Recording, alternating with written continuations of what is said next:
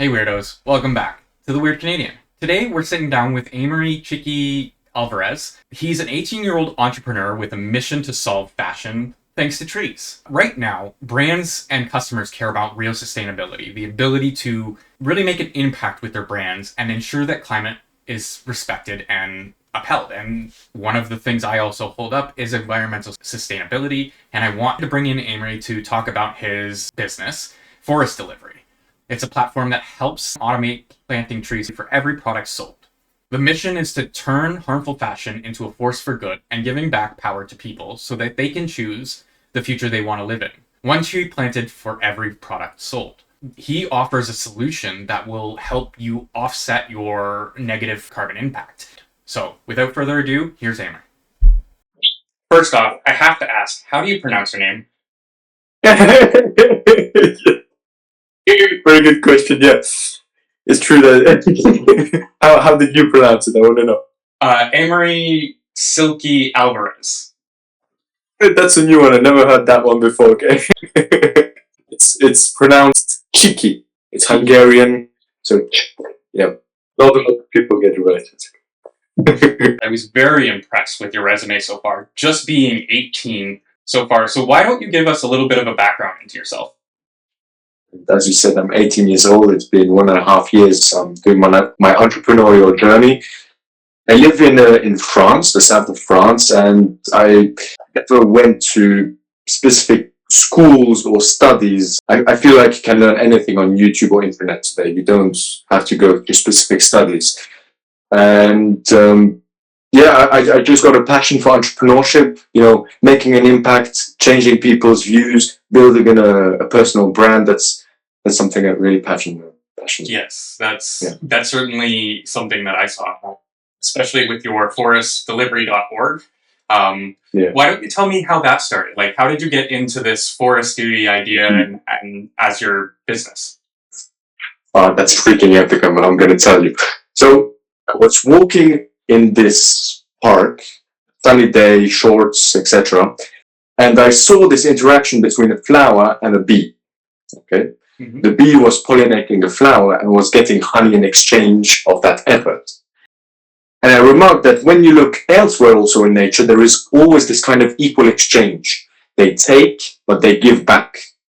And I feel like humans used to play also into this natural cycle of giving, taking and giving back, but unfortunately we have stopped as much. And we are already starting to pay the consequences of that. So what I thought is that if we would plant a tree for every product sold, especially in fashion, that would obviously be good for in terms of carbon. So it would not only offset the totality of the carbon produced by the product, but it would also do a net positive, because over a lifetime it offsets up to 173 times more than the product actually produces. Plus it had other benefits like creating jobs, creating food for the local people, regenerated ecosystems for the bee, the beavers, all of these animals. So it's freaking amazing. Nature is wow. If we want companies to be sustainable, they need to have a benefit behind it as well. Most companies see CSR or sustainability as an expense instead of a growth factor, where it can actually be a really good growth factor if you use it correctly, market it correctly, put people in the ways, that means involve them in the journey, etc. There's the consumer side and there is the business side, where businesses will, why would we implement one tree planted? Will we get any returns? And yeah, absolutely. Because consumers, 76% of global consumers, they want responsible brands. They prioritize responsible brands. In Canada, that's something that's well known already. If you don't adapt to this kind of demand, you are saying, well, yeah, take all my customers, no worries, because they're all going to go to your competitors. Companies, they hear that they should invest into sustainability, but they invest into CSR reports or complex certifications, which from the view of the consumer, me and you, we don't read the certificate, we don't read the reports or the certifications, we don't understand them. And so we don't actually see those companies as responsible companies. And by the way, when they do all of these CSR reports, they are only neutralizing, putting to zero, not actually making a positive impact. One tree planted for every product sold, that's like really giving back and taking. That's really playing into these natural laws of exchange and take. To share a bit about the mission. Yeah. And we definitely need more trees on this planet. I live on an island where 80% of the island is forestry. It's outdoors. It's absolutely beautiful. And building this up is something we should be proud of. Just to poke at our government, we were supposed to make 2,000 trees planted in the last term. It never happened. So I'm so excited for initiatives like you that come out and say, we're going to do it. Like, regardless of what you say.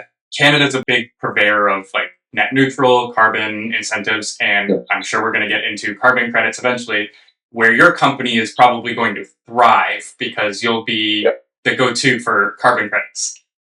Absolutely. Carbon credits are a pretty interesting thing because some people, they say well, it's just a way of companies paying themselves out in order to pollute more. Other ones are saying, well, or why not buy ourselves out if we can continue innovation? And both are very interesting sides. And for the moment, because we need to be certified, etc., for selling carbon credits, I'm not at that point yet. For the moment, it's more considered as contribution.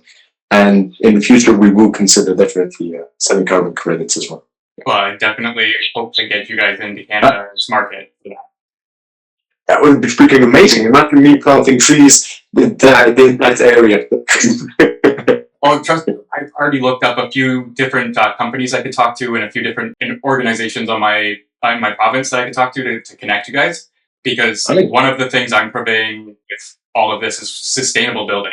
We need to keep in mind that we can build, but if we're not replacing at the same time, we're just destroying. It's like health. Without health, we have absolutely nothing. So, absolutely.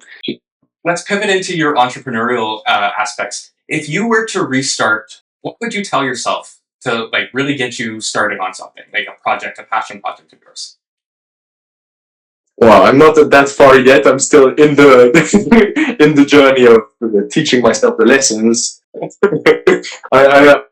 Obviously I had to go through those lessons of partying, girls, etc. until I found this. But if I would have just get those lessons out of the way until I get to this entrepreneurial journey, I would have been even further now. So that would have been the lesson. Personal brand is what you want to build right now because it's who you're going to be and how you're going to build. Building community. What would you tell yourself if you had to start again? If I had to start again, I would tell myself not to listen to everybody. I am a very vocal person. I like to talk out ideas with people. And anytime I had a crazy idea, I'm going to quit my job and start a podcast, I get a lot of feedback that was negative and be like, why would you do that? How are you an expert? I'm like, I'm not saying I'm an expert. I'm just going out and learning. Yeah, it's true that especially you may feel, it's ingrained in ourselves that you don't want to feel rejected, so you'll just listen to what other people do. But it's a shame because we're basically giving the keys to our happiness to them instead of taking control and being willing to look stupid just to do what we truly love. That's something definitely we all have to learn, I think. What brings you the most joy out of doing all of this? Honestly, it's the mission behind it. It's being able to build something greater than myself. Knowing that this has a really good potential of impacting millions of lives. One little man in the south of France amongst trees can impact this entire world. It just gives such fulfilling sensations and motivation. So that. My entire goal here is to build a community around crowdsourcing innovation. I essentially want to kickstart a Kickstarter for business, right? Crowdsourcing innovation. So think about it. If you are an average person and don't have any say over anything, but you see these products on Kickstarter and you want the product, you're paying into it, but you're not guaranteed anything. So why can't we shift that to a business landscape and say, hey, you can pay our $10. We'll give you 0.1% of shares in the equity. If it succeeds, you get to engage with the companies as they grow, build brands around community, and fostering innovation across the board, right? Like, not only this, you can bring in different ideas, different opinions. It would be basically a crowdfunding that is where instead of buying products, you can buy shares at a lower entry point to be part of this kind of mission that you want to support. So you buy a part of the company, not necessarily a product, in order to support them. Yep. Okay. Yeah, I like it. Hell yeah. And as part of that, I'm also growing a community of people who like mentor and learn from entrepreneurship. So I'm also fostering the growth of young entrepreneurs and building up businesses within the community to promote that as well. I think focusing on community is really where everything is going to be fostered. So that's why I come out to people and I'm learning from ideas, and I want to bring people in eventually to say, hey, like, make sure it's sustainable. You know every aspect of what's going on in the business because we're showcasing it. Just using logic sense, there are more and more and more entrepreneurs or people seeking advice more than just the national educational system. So yeah, absolutely. Okay. Where do you think all of these new entrepreneurs, where does this motivation come from becoming an entrepreneur today? I believe it's the failure of the system. So Canada has a really big problem with really big corporations, and one of those really big corporations is also our government. We employ people to do the same work AI can do. It's monotonous. Everybody feels tied to their 9 to 5 because paycheck to paycheck, they can barely afford living, cost of living, stuff like that. So I'm trying to foster moving from 9 to 5, becoming your own entrepreneur, building your own business based off of your own ideals and motivations to compete with the big guys. But the only way we're going to be able to do that is through community, through building up Canada and saying, hey, like, can you help? And by helping, you're getting a little bit of an incentive because if business succeeds, you profit. Canada is really focused on entrepreneurship right now. I would really strongly suggest, like, anybody who wants to get into Canada, now is the time. Really? Okay. Yeah. I feel like I plugged myself more than I plugged you. So I'll give you the last couple minutes to kind of give who you are, what you want, and plug anything that's coming up. Right. I really like your mission about, empowering people. Forest there is also something about empowering people. I feel, and you are contradicting this, that a lot of people say, well, how could we focus on big things where actually we're so vulnerable, we don't have such an impact, like climate change, all of these big corporations, like what can I do in all of this system? And people don't actually realize how much power they have. It's just fundamentally enormous. And if you limit yourself, obviously you will not get the power. And unfortunately, school puts on those barriers of small thinking instead of full power. But it all, if you do something or don't do something, it does influence it, whether you see the direct impact or not. And that's where Forrester wants to kind of quantify and show people the impact they do. Like this tree has been planted thanks to you. Here is your certificate, thanks to your plantation. These are all of the impacts you contributed to, and that will empower people. That's the kind of idea behind it as well.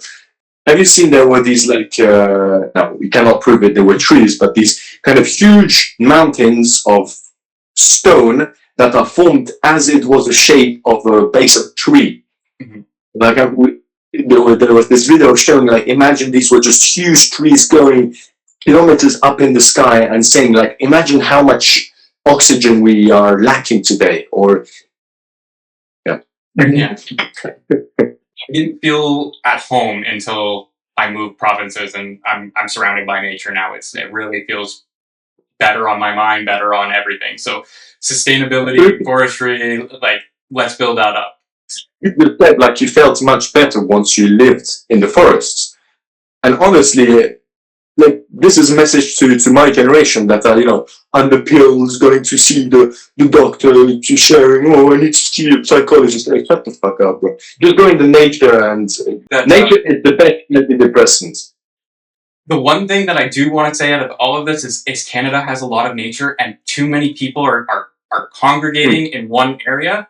But there's so much affordable housing around me, it's ridiculous. But nobody knows about it because I'm in the middle of nowhere. And if you have a job that can be done online, you can do in the middle of nowhere. So Get moving out here, guys. Let's make this a remote worker hub.